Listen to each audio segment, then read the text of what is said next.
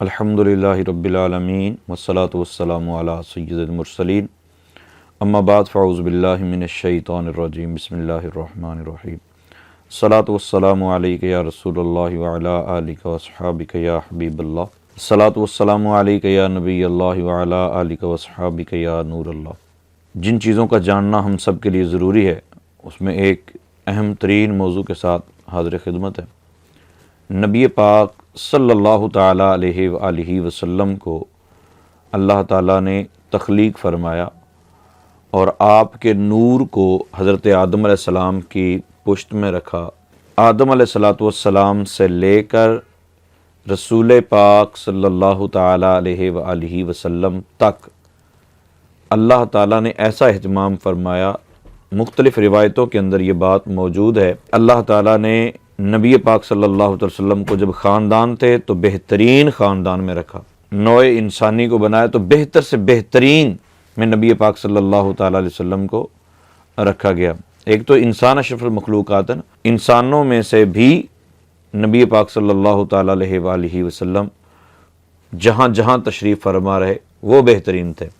یہ ہمارا عقیدہ ہے اور رسول پاک صلی اللہ تعالیٰ علیہ وسلم کا ارشاد گرامی ہے، میں پاک پشتوں سے پاک رحموں کی طرف منتقل کیا گیا ہوں۔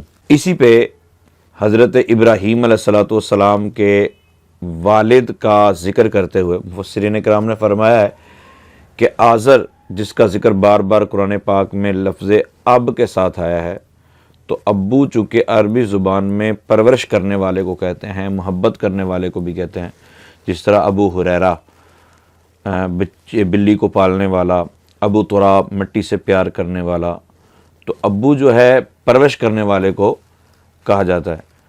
تو وَإِذْ قَالَ إِبْرَاهِيمُ لِأَبِيهِ آزَرَ، آزر جو ہے وہ باپ کے طور پر بیان کیا گیا لیکن وہ والد نہیں تھا۔ ابراہیم علیہ السلام کے والد کا نام تارخ تھا۔ اگر آزر کو نبی پاک صلی اللہ تعالیٰ علیہ وآلہ وسلم کا دادا مان لیا جائے، یعنی ابراہیم علیہ السلام کا والد مان لیا جائے، حقیقی والد، حقیقی باپ مان لیا جائے، اس کا مطلب یہ ہوگا کہ نبی پاک صلی اللہ علیہ وسلم کا نور ایسی پشت میں موجود رہا جو کہ مشرک تھا۔ وہ پشت ایک مشرک کی تھی اور مشرک نجس ہوتے ہیں۔ نجاست والی جگہ پہ اللہ تعالیٰ اپنے پیارے محبوب پاک علیہ السلام کے نور کو کیسے رکھ سکتا ہے؟ وہ یہ پسند ہی نہیں کرتا۔ تو پاک پشتوں سے پاک رحموں کی طرف رسول پاک صلی اللہ علیہ وسلم منتقل کیے گئے۔ اچھا، یہاں ایک چھوٹی سی بات عرض کر دوں، ابراہیم علیہ السلام کے ابو کا نام آزر، ابو کے طور پر، باپ کے طور پر، حقیقی باپ نہیں، پرورش کرنے والا، اس کے طور پر تو قرآن پاک میں آزر کا ذکر ہوا، لیکن حقیقی والد آپ کے اور تھے، کیونکہ سورہ توبہ میں موجود ہے کہ آزر کے لیے ابراہیم علیہ السلام دعا کرتے رہے، لیکن تب تک کرتے رہے جب تک آزر مر نہیں گیا۔ اب آزر کب مرا؟ آزر مر گیا جب ابراہیم علیہ السلام کو آگ میں پھینکا گیا۔ آزر نے کہا کہ میری وجہ سے بچ گیا، تو ایک چنگاری اڑی تو آزر مر گیا۔ اب جب آزر مر گیا تو اللہ تعالیٰ نے ابراہیم علیہ السلام پر پابندی لگا دی کہ اے ابراہیم، اب اس کے لیے دعائے مغفرت کرنے کی اجازت نہیں ہے۔ سورہ توبہ کے اندر یہ بات موجود ہے۔ ابراہیم علیہ السلام ایک وعدے کے دعا کرتے رہے، بعد میں پابندی لگی۔ اب اس کے بعد مزید واقعات ہوئے۔ ابراہیم علیہ السلام نے ہجرت کی، پھر ابراہیم علیہ السلام کی شادی ہوئی، شادی کے بعد پھر آپ کے ہاں بچہ پیدا ہوا، بچے کو آپ مکہ مکرمہ میں چھوڑ کے جب واپس پلٹنے لگے تو آپ نے ایک دعا کی، کئی سالوں کے بعد دعا کیا کی۔ ایک بات یہ ذہن میں بٹھا لیں کہ ابراہیم علیہ السلام آزر کے مر جانے کے بعد اس کے لیے دعا کرنا چھوڑ گئے تھے اور اللہ تعالیٰ نے منع کر دیا۔ اب ابراہیم علیہ السلام نے کئی سال بعد دعا کی، ربنا اغفر لی ولوالدی وللمؤمنین یوم یقوم الحساب، اے اللہ میری بھی بخشش کر دے اور میرے والدین کی بھی بخشش کر دے، یعنی والدہ اور والد۔ میں نے پہلے عرض کیا کہ ابو کا لفظ قرآن پاک میں آزر کے لیے استعمال ہوا ہے۔ آزر باپ تھا، مین کہ حقیقی والد نہیں تھا، پرورش چونکہ آپ کی وہ کر رہا تھا، اس وجہ سے اس کو باپ کے نام سے یاد کیا گیا، جبکہ حقیقی والد جو تھا ان کا نام حضرت تارخ۔ تو ابراہیم علیہ السلام آزر کے لیے دعا کرنا بند کر چکے تھے، کیونکہ وہ صرف باپ پرورش کرنے والا، اور جس کے لیے آپ نے بعد میں دعا کی کئی سالوں بعد، اس کا نام تارک ہے، یا آزر کے علاوہ کوئی اور نام ہے، کوئی اور ہے والد۔ کیوں کہ والد صرف اپنے سگے باپ کو کہا جاتا ہے۔ تو ابراہیم علیہ السلام نے دعا مانگی، ربنا اغفر لی ولوالدی وللمؤمنین یوم یقوم الحساب، میری بخشش کر دے، میرے والدین، والد اور والدہ کی بھی بخشش کر دے۔ تو یقیناً آزر جو ہے وہ مشرک تھا، اور مشرک کے لیے ابراہیم علیہ السلام نے دعا نہیں کی۔ جو بعد میں بھی آپ دعا کر رہے ہیں وہ آزر کے علاوہ کوئی اور ہے، اور وہ کون ہے؟ وہ ابراہیم علیہ السلام کے سگے والد ہیں، سگے باپ ہیں۔ ایک اور بات ذہن میں رکھیں کہ ابراہیم علیہ السلام نے سورہ بقرہ کی آیت نمبر 124 میں موجود ہے کہ رب تعالیٰ نے ارشاد میں انی جاعلک للناس اماما، انی جاعلک للناس اماما، ابراہیم میں نے تجھے دنیا کا امام بنا دیا۔ تو ابراہیم علیہ السلام نے دعا کی، مولا کریم ومن ذریتی، میری اولاد کو بھی امام بنا دے۔ تو رب تعالیٰ نے ارشاد فرمایا کہ جو ظالم ہوں گے ان تک میرا یہ وعدہ نہیں پہنچے گا، ہاں جو نیک متقی پرہیزگار ہیں ان کو میں پھر زمانے کا امام ہی رکھوں گا۔ تو آیت نمبر 128 میں جا کے یہ ذکر ملتا ہے کہ ابراہیم علیہ السلام نے پھر اپنی اولاد کے لیے دعا کی۔ وہ دعا یہ تھی، وَمِن ذُرِّيَّتِنَا أُمَّةً مُسْلِمَةً لَكَ، مولا کریم میری اولاد میں ایک گروہ ہمیشہ متقی پرہیزگار رہنا چاہیے۔ ایک یہ دعا قبول کر لے کہ میری اولاد میں سے ایک گروہ ہمیشہ ہمیشہ تیرا تابع فرمان رہے، تیری باتیں مانتا رہے، تجھ پر ایمان رکھے، تیرے پیاروں کے ساتھ رہے، تیرے پیاروں کو مانتا رہے۔ اچھا، یہ بات جب عرض کی تو پھر اس سے اگلی آیت میں 129 نمبر آیت میں یہ موجود، ربنا وبعث فیہم رسولا، جو متقی اور پرہیزگار رہیں گے انہی میں اپنا رسول بھیج دے۔ تو رسول پاک صلی اللہ تعالیٰ علیہ وسلم کی ولادت پھر اسی نیک گروہ میں ہوئی۔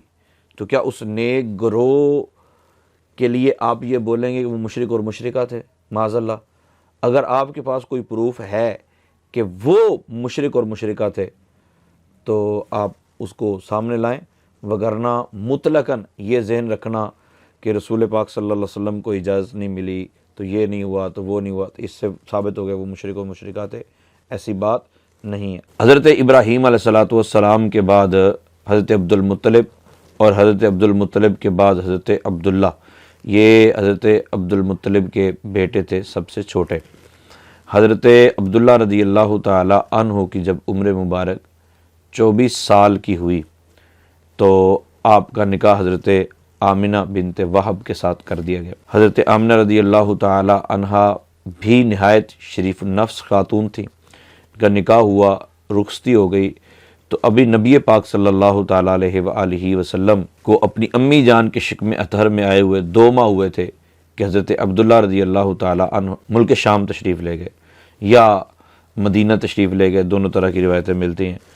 تو وہیں آپ بیمار ہو گئے، تو پھر مدینہ طیبہ میں ہی جو اس وقت تک یثرب تھا، دار نابغہ میں آپ کا وصال ہوا، وہیں آپ کی تدفین ہو گئی۔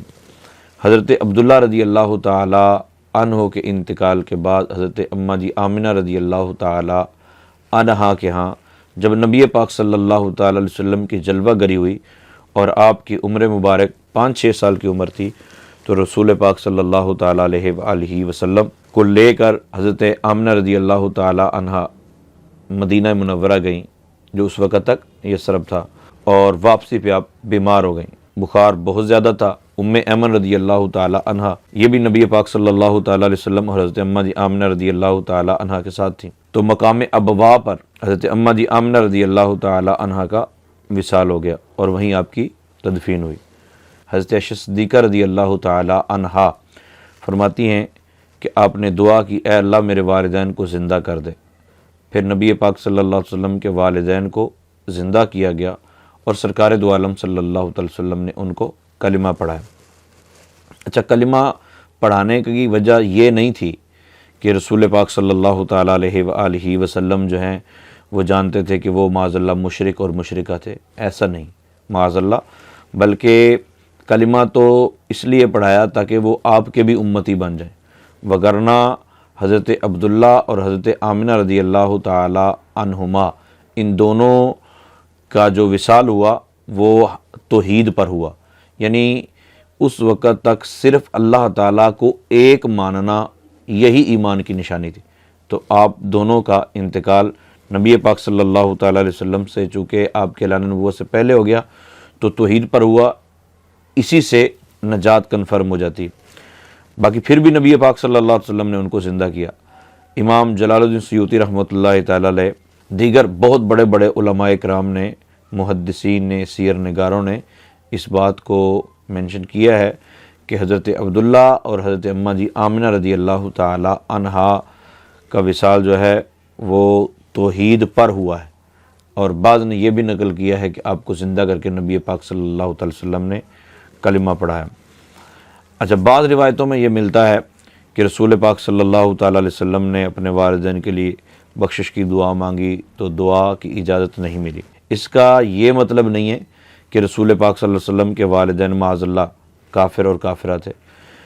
یہ بھی ہو سکتا ہے کہ رسول پاک صلی اللہ علیہ وسلم ان کی بخشش کے لیے دعا کرتے تو ابتداً چونکہ سارے مسائل کو نہیں سمجھتے تھے تو کسی کے ذہن میں یہ بات آ جائے کہ بخشش اسی لیے تو مانگ رہے ہیں کہ وہ گناہ گار تھے، وہ حالت ایمان پر نہیں تھے۔ پھر اجازت بھی خیر مل گئی، پہلے اجازت نہیں ملی۔ اچھا، اب کوئی کہے جی رسول پاک صلی اللہ علیہ وسلم کو والدہ قبر کی اجازت دیکھنے کی اجازت اس لیے نہیں ملی کہ وہ مشرکہ تھی معاذ اللہ، ایسا نہیں ہے۔ نبی پاک صلی اللہ تعالیٰ علیہ وسلم نے صحابہ کو بھی منع کر رکھا تھا۔ جب چیدہ چیدہ لوگ مسلمان انتقال کر گئے تھے تو رسول پاک صلی اللہ علیہ وسلم نے مسلمانوں کو قبرستان کی طرف جانے سے منع کیا ہوا تھا۔ وجہ یہ تھی کہ مشرکین کی قبریں زیادہ تھیں، تو کسی کی قبر پر جاتے ہوئے مزید اپنے رشتہ داروں کی قبر کے اوپر دیکھ کر ان کے لیے بخشش کی دعا کرنا کہیں نہ پایا جائے، کیونکہ مشرک یا کافر اگر کوئی مر جاتا ہے تو پھر اس کے لیے بخشش کی دعا کرنا جائز نہیں ہے۔ تو اس لیے بھی ہو سکتا ہے رسول پاک صلی اللہ علیہ وسلم کو اجازت نہ دی گئی ہو کہ محبوب آپ جائیں گے تو یہ بھی جائیں گے، اور یہ جائیں گے تو ہو سکتا ہے مشرکین جو رشتہ دار ہیں ان کے لیے دعا کریں، تو آپ نہ جائیں۔ پھر نبی پاک صلی اللہ علیہ وسلم نے سب کو اجازت دے دی، کنت نہیتکم عن زیارت القبور فزوروہا، اور رسول پاک صلی اللہ علیہ وسلم خود بھی تشریف لے گئے۔ نبی پاک صلی اللہ تعالیٰ علیہ وآلہ وسلم کے والدین حالت ایمان پر ہی گئے، اور اس وقت جو ایمان ضروری تھا اتنا آپ لوگوں کا ایمان تھا۔ اب نبی پاک صلی اللہ تعالیٰ علیہ وآلہ وسلم کے بارے میں یہ گمان کرنا اور یہ عقیدہ رکھنا، یہ ذہن رکھنا کہ ان کے والدین معاذ اللہ معاذ اللہ معاذ اللہ کافر و کافرہ تھے، یہ با ادب کی زبان نہیں ہے، یہ بے ادب کی زبان ہے۔ اللہ احکم الحاکمین کی بارگاہ میں دعا ہے کہ اللہ تعالیٰ اپنے محبوب پاک علیہ الصلوۃ والسلام کے توسط سے ہم سب کو با ادب رکھے، با ادب رکھے، با ادب رکھے، بے ادبی سے بھی بچائے اور بے ادبوں کی صحبت سے بھی بچائے، آمین بجاہ النبی۔